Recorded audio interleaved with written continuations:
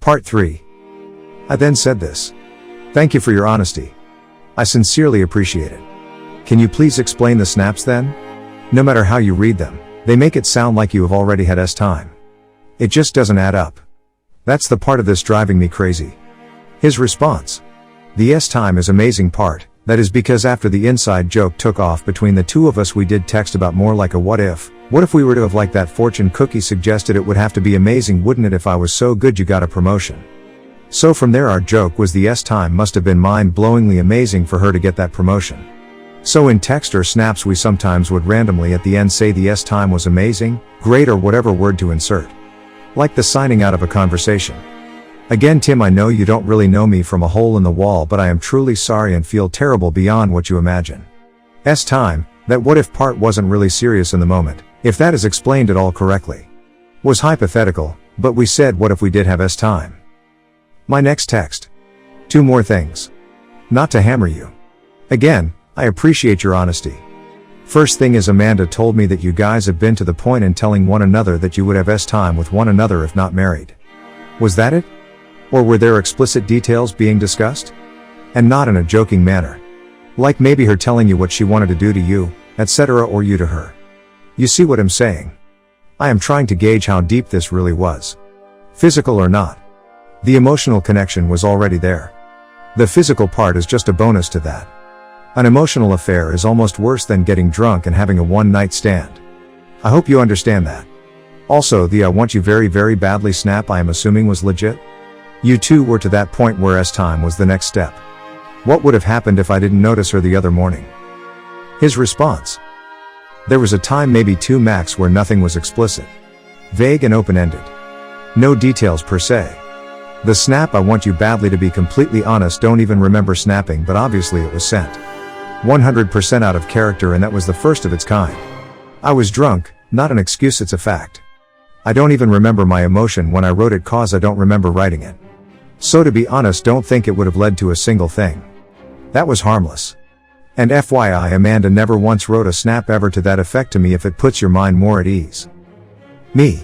The last thing I wanted to ask was, if you knew Amanda loves me and never wanted to interfere with what we had and want her to be happy in her marriage, then why would you do what you did? His response. To be honest, thought it was harmless, but of course it is the furthest thing from it. Selfish, really. For the record, I never one time, if Amanda asked or said something, did I ever make it sound like you were coming off poorly.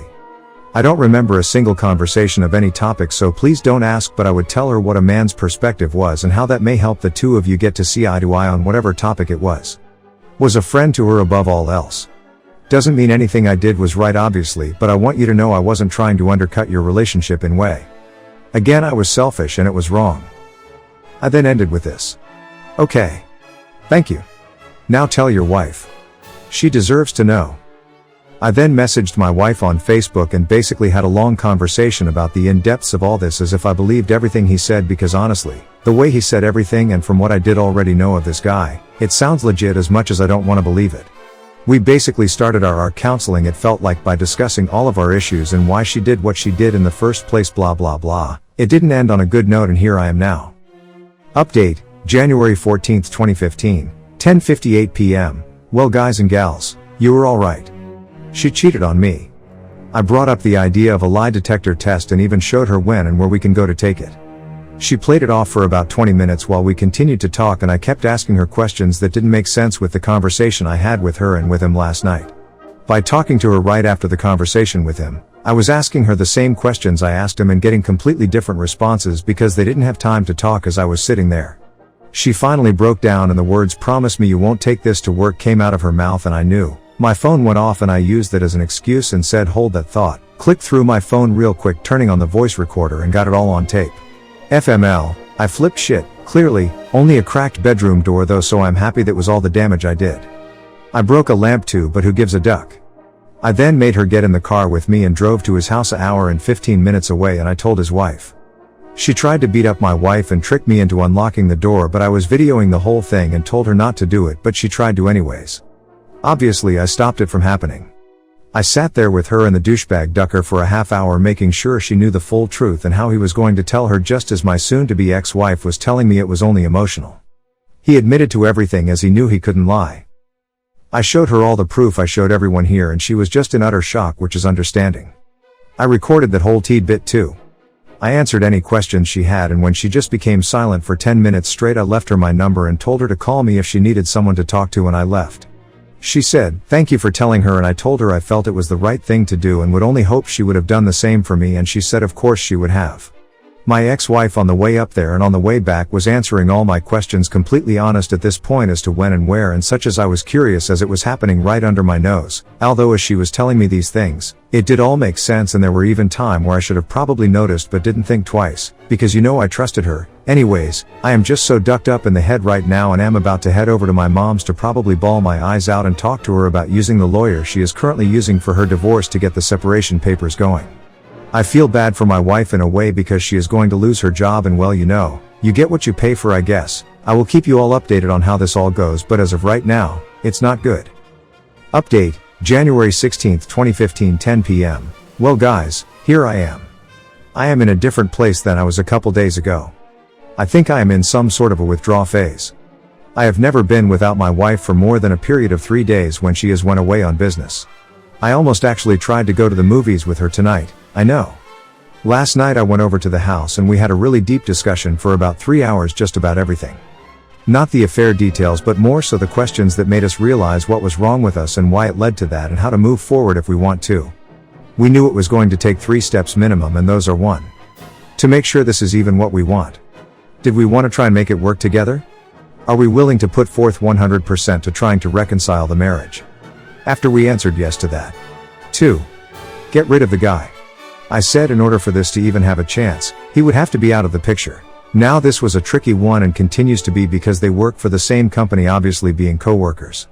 Well, today, she talked to him and it really is up to her how it gets handled, but one of them has to go, and quite frankly I don't give a shit who it is. Has nothing to do with my side of working this out. I told her until that is done, we have nothing else to talk about. But 3. Was counseling and the actual trying of repairing and reconciling the marriage. So that is where I stand. I want nothing but to be with my wife. I love her and there is a reason I married her. She tried to hug me last night when I was leaving and I broke down yet again because I wasn't ready for her to touch me. Doesn't mean I don't want to be with her and around her. However, I just couldn't take that yet. I honestly have no clue how long it could be before I'm ready for her to even just touch me and make me feel like she means it. I even told myself if something like this ever happened I would have to refrain from killing the beach. However, now that I am in the situation, I can't even believe I am acting like this. It really is like the saying goes, you never know how you will actually react until you are put into the situation. And I have a couple holes to patch up and a bedroom door to replace to give you an idea. If anyone has specific questions, feel free to ask, but I don't want to make the wall of text any longer than it actually needs to be, so I am trying to just give the big details and the updates. Thank you for all your continued support, as this is really helping me think of all the angles. People can say I am making the wrong decision, and that is fine. Maybe I am. But I will find out in my own time. I don't think just filing for a divorce right away is going to make my hurt go away any faster. I have the ability to file for adultery unless I sleep with her, and then I lose that case and would have to go through a full 1-year separation in my state. That isn't going to happen anytime soon. As stated above, I can't even stand her touch right now. So I will know well before that would ever happen again whether or not this is going to work. I might know in a couple weeks. I might know even sooner if she comes to me saying sorry, but we are gonna have to continue working together. I doubt that is going to happen, but you get the idea. Which reminds me, she actually has already started working on updating her resume to look for another job. I am not sure why I failed to mention that. She is trying to see if he would leave, but if he won't, then she said she will leave and would ask for me to just respect her while she finds a new job so she doesn't have to financially struggle. I agreed, as she claims to have set up the office so they never have to see each other unless they wanted to, which please just let me believe that is the case, because I truly believe it is, as she is making it clear she will do anything right now to make up for what she did. Obviously she never should have did it, but she did, and now we are here at a crossroads.